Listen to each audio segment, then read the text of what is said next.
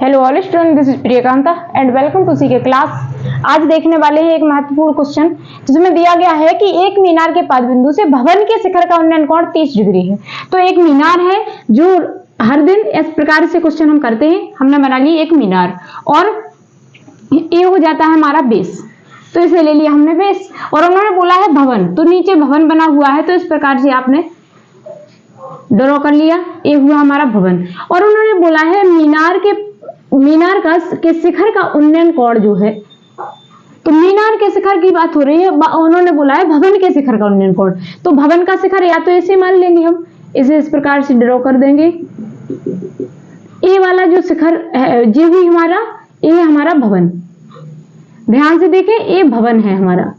तो भवन का उन्नयन कोण बन रहा है 30 डिग्री का। तो आप चाहें तो भवन को यहां से लेंगे या फिर आप यहां से ले सकते हो भवन को, और ले लिया और इस प्रकार से सही तरीके से आ जाएगा। तो ये हो गया हमारा भवन और इसका एंगल बन रहा है 30 डिग्री। ओके, तो ये हो गया हमारा भवन जिसे हमने मान लिया ए बी सी डी, और इसको हम ई मान सकते हैं, हमारी इच्छा है जो हमें करना है। अब उन्होंने आगे बोला है कि मीनार के शिखर का, जी है मीनार का शिखर, ये मीनार है और ये मीनार का शिखर हुआ। तो शिखर का उन्नयन कोण जो बन रहा है यहाँ पे बनेगा, वो बन रहा है हमारा 60 डिग्री। तो इस प्रकार से, यानी कि एक भवन है और उसका उन्नयन कोण 30 डिग्री है। आप चाहो तो इस प्रकार से भी बना सकते हो, तो यहाँ 30 डिग्री बन जाएगा, और आप चाहो तो इस प्रकार से बना सकते हो। यहाँ बनाया तो आपको साफ साफ दोनों दिख रहे हैं, ठीक है। तो इस प्रकार है 60 डिग्री बना। उन्होंने बोला है कि मीनार की जो ऊंचाई है वो 50 मीटर है। तो मीनार का तो बेस यही हुआ, उसी पर भवन बना है और टोटल फिर मीनार है। तो यहां से लेकर के जो हाइट दी गई है वो है 50 मीटर। तो मीनार की टोटल हाइट दी गई है हमें 50 मीटर, और भवन की हाइट जो है उसे हम मान लेते हैं h। क्या मानेंगे? h मान लिया, और बेस जो है उसको x मान लिया। क्या किया? x माना हमने बेस। यहां तक आते आते आपका 50% क्वेश्चन सॉल्व हो जाता है। इसके आगे आपको त्रिकोणमितीय अनुपात लगाने होते हैं जिनसे कि हमारा आंसर निकल आता है। अब उन्होंने पूछा है कि मीनार की ऊंचाई निकालिए, तो मीनार की ऊंचाई पूछी है। उन्होंने पूछा है भवन की ऊंचाई, यानी कि भवन ही है, तो भवन की ऊंचाई निकालिए। मीनार की ऊंचाई टोटल हमें दी गई है। धीरे धीरे सॉल्व करेंगे, सोच समझ कर सॉल्व करेंगे। फर्स्ट टाइम होता है तो धीरे धीरे सॉल्व करते हैं जिससे कि बेस समझ में आ जाए। फिर स्पीड में आप कर सकते हो, एक बार वीडियो देखने के बाद दोबारा स्पीड में फिर से आप देख सकते हो, या फिर क्वेश्चन को सॉल्व कर सकते हो। तो करना क्या है आपको, इस प्रकार से आपने डायग्राम बना लिया। अब इधर फिर से देख लें एक बार। उन्होंने बोला है एक भवन बना हुआ है और एक मीनार है। तो मीनार की ऊंचाई 50 मीटर है और मीनार का उन्नयन कोण 60 डिग्री का है, और भवन जो बना हुआ है उसका 30 डिग्री का है, 30 डिग्री का है। तो आप मीनार इस प्रकार से, आप ये भी ना सोचें कि इस प्रकार यहाँ क्यों बनाया। इसलिए बनाया क्योंकि दोनों एंगल साफ साफ दिखाई दे, वरना आपके भवन क्या लिया। भवन की बात करें तो आपको AC B में चलना है, एंगल ACB। तो इसमें क्या हो जाएगा बेटा, आपका हो जाएगा tan 30 degree is equal to, क्या होता है tan 30 की वैल्यू, मतलब होता है परपेंडिकुलर अपॉन बेस, लंब अपॉन आधार। tan 30 की वैल्यू होती है बेटा 1/√3, और परपेंडिकुलर दिया है आपको h अपॉन में x। ट्रांसपरेशन करेंगे तो x इज इक्वल टू हो जाएगा h√3। इस प्रकार से आप चाहो तो इसे मान सकते हो इक्वेशन फर्स्ट। और आगे अब चलेंगे तो करेंगे क्या, अगेन पुनः अभी बात कर रहे थे हम इस भवन की, और अब बात करते हैं पूरी मीनार की। और मीनार में चलेंगे तो आपका 60 डिग्री जो दिया गया है उसमें हो जाएगा आपका tan 60 इज इक्वल टू, यानी कि आप इस प्रकार से भी कह सकते हो कि पुनः त्रिभुज EBC में EBC ले लिया, ए है हमारा एंगल, यानी कि हमने लिया tan B, यानी कि tan 60 डिग्री। तो फिर से होगा हमारा परपेंडिकुलर अपॉन में हो जाएगा हमारा बेस। तो tan 60 की वैल्यू होती है √3, और परपेंडिकुलर अपॉन बेस, परपेंडिकुलर है हमारा 50 मीटर, और x ट्रांसपरेशन करेंगे मतलब क्रॉस मल्टीप्लाई करेंगे इसका, तो हो जाएगा x√3 इज इक्वल टू हो जाएगा हमारा 50 डिग्री। आपको करना क्या है, इक्वेशन फर्स्ट से x की वैल्यू यहाँ पुट कर देनी है। तो x की जगह रख सकते हैं आप h√3 इंटू √3 आपके पास पहले से है 50। √3 का मल्टीप्लाई √3 में करने पर आएगा 3h is equal to 50 degree 50 metre, तो h इज इक्वल टू हो जाएगा 50/3। और इसको जब आप सॉल्व करोगे तो आपके पास आ जाएगा 16/2/3 मीटर।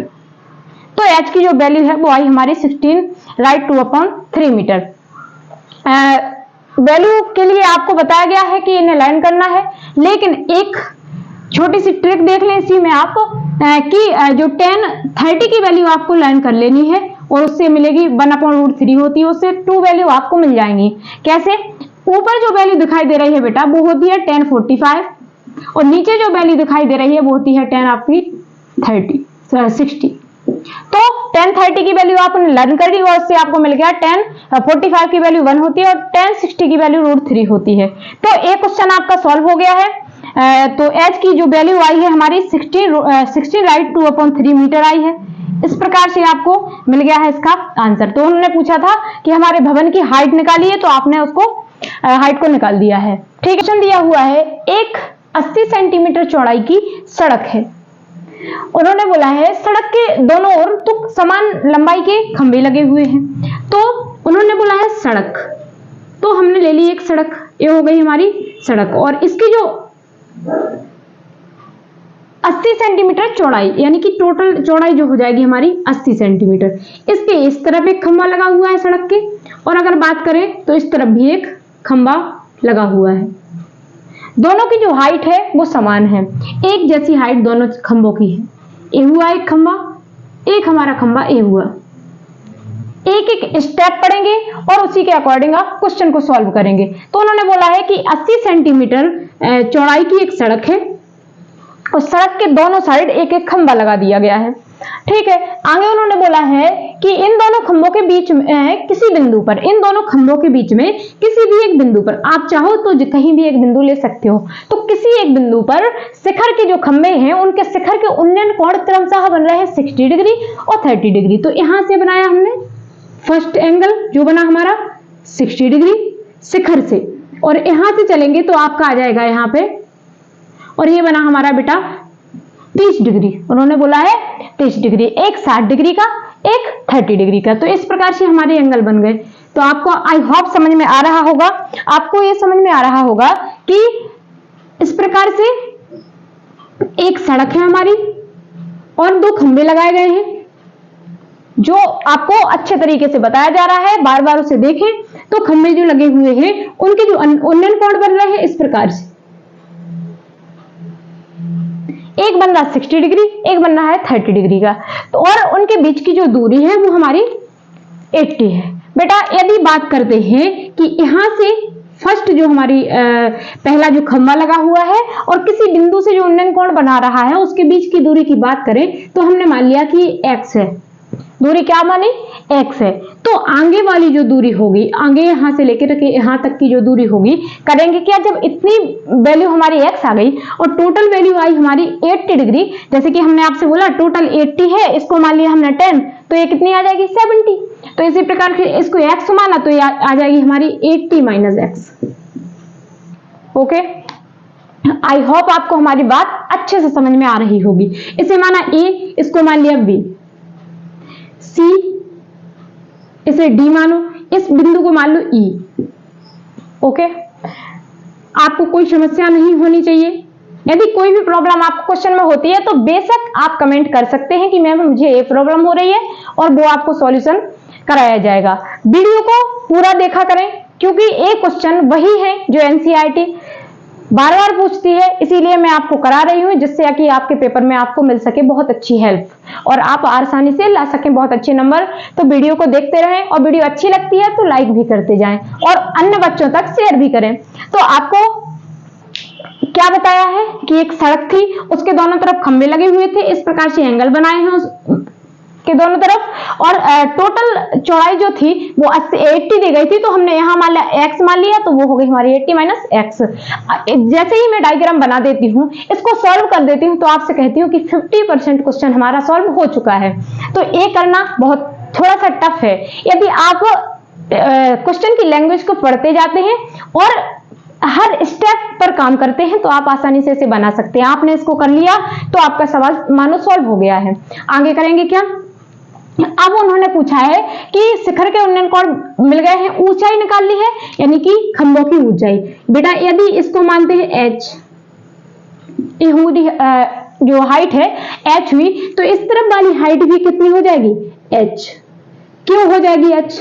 क्योंकि ऊपर लिखा हुआ है कुछ, जैसे अंडरलाइन कर रही हूं मैं, कि आमने सामने है और जो जिनकी लंबाइयां कैसी है? समान है, लंबाइयां समान है, समान लंबाई की बात हो रही है। ठीक है, यदि ए 5 फुट का है तो वो भी 5 फुट का ही होगा, लेकिन नहीं पता, उन्होंने बोला है कि हाइट निकालनी है, तो आपको करना क्या है? दोनों को h मान लेना है। इतना तो आप आराम से सॉल्व कर लेंगे। ऊंचाई निकालनी है, खंभों के बीच की दूरियां निकालनी है, तो x की वैल्यू निकाल ली है, यानी कि जो यहां बना है इनके बीच की दूरियां निकालनी है। ये कितनी दूरी का है, ये कितना है, तो इस प्रकार से आप कर सकते हो। तो x की वैल्यू निकाल ली है और आपको h की वैल्यू भी निकालनी है। सबसे पहले क्या करेंगे आप? चलते हैं, हम कहेंगे त्रिभुज DEA में अपने हिसाब से आप जो भी इसे A B C या कुछ भी नाम दे सकते हो, जिस प्रकार से आपको सही लगे, जिस प्रकार से आप क्वेश्चन को आसानी से सॉल्व कर सके, आप कंफ्यूज ना हो, उस हिसाब से आप इनको नाम दे सकते हो। ओके, तो करेंगे क्या? इसमें चलेंगे हम DEA में, तो चलेंगे क्या होगा? tan 60 degree.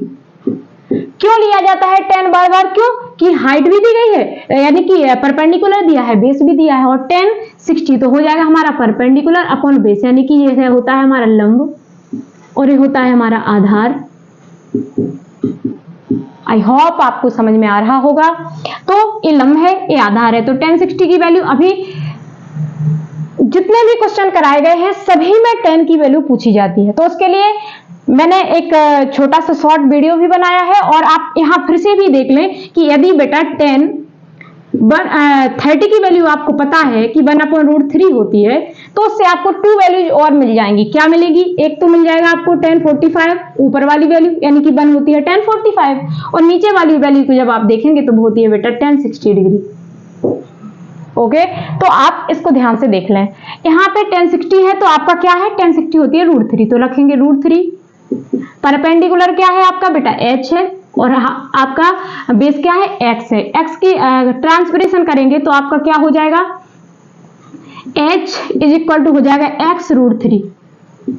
इसे मान लेंगे इक्वेशन फर्स्ट। फिर आप चलेंगे अगेन, यानी कि पुनः, हिंदी में ही लिखेंगे पुनः। क्या होगा? अब आपको चलना है CEB में, त्रिभुज CEB में, तो वही होगा tan 30 डिग्री = आपका, अब आ गया तो परपेंडिकुलर h होता है और यहाँ पे है 80 - x। आपको समझ में आ रहा होगा। इसकी वैल्यू होती है 1/√3 = h की वैल्यू दी नहीं गई है, और ये है आपका 80। आप चाहो तो रख सकते हो, वैल्यू है, आगे रखते हैं। इसका करेंगे क्रॉस मल्टीप्लाई। ओके, तो हो जाएगा आपका, यानी कि आप करेंगे क्या? आपके पास मिलेगा 80 - x = हो जाएगा h √3। h की वैल्यू फर्स्ट इक्वेशन से लेंगे, यहाँ पे आप लिख सकते हो कि h की वैल्यू इक्वेशन फर्स्ट से पुट कर देना है इधर, यहाँ पे आप रखेंगे तो 80 - x = h की वैल्यू हो जाएगी x √3, और इंटू में √3 बेटा आपके पास है, तो हो जाएगा 80 - x = 3x। रूट की संख्याओं का जब मल्टीप्लाई करते हैं सेम होती है तो वही नंबर आ जाता है। x का करेंगे ट्रांसफरेशन, तो x = आपका x उस तरफ जाएगा 3x + x, यानी कि 4x = होगा 80 डिग्री, 80 सॉरी, तो x की वैल्यू हुई 4 से कट कर देंगे इसको तो आ जाएगा 20। x की वैल्यू मिली आपको 20। यदि x की वैल्यू आपको 20 मिल गई है तो आपका काम हुआ आसान। आपको करना क्या है? x की वैल्यू को इक्वेशन फर्स्ट में रख देना है। क्या करना है? x की वैल्यू को इक्वेशन फर्स्ट में रखना है, तो आप यहाँ पे लिख सकते हो वैल्यू ऑफ x, यहाँ पे हिंदी में लिखेंगे x की वैल्यू समीकरण 1 में रखने पे value of x put in equation first में रखें, तो h = हो जाएगा, x की वैल्यू बेटा 20 है और ये होती है आपकी √3, तो √3 आपके पास है। तो आपकी जो हाइट थी बेटा वो आई है 20√3 और आपका जो x की वैल्यू थी वो आई है आपकी 20। आई होप क्वेश्चन आपको समझ में आया होगा। इसी प्रकार से 1-2 दिन में 9 चैप्टर आपका कंप्लीट हो जाएगा। इसके आगे कौन सा चैप्टर कराना है उसके लिए वीडियो को देखते ही आपको कमेंट करना है कि ये वाला चैप्टर आप स्टार्ट करें।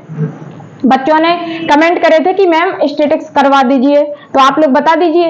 1-2 दिन में इसको चैप्टर को लास्ट तक करवाने के बाद नेक्स्ट टॉपिक आपका कराया जाएगा। तो आई होप आप लोग बताएंगे, जिस प्रकार से आप बताएंगे उसी प्रकार से आपका नेक्स्ट जो टॉपिक होगा या चैप्टर होगा वो स्टार्ट करवा दिया जाएगा। वीडियो लास्ट तक जरूर देखा करें, आपको जरूर ही प्रॉफिट होगा इससे। और वीडियो पसंद आई हो तो वीडियो को लाइक करें, शेयर करें और हमारा जो चैनल है सीके क्लास उसको सब्सक्राइब करना ना भूलें। Thank you.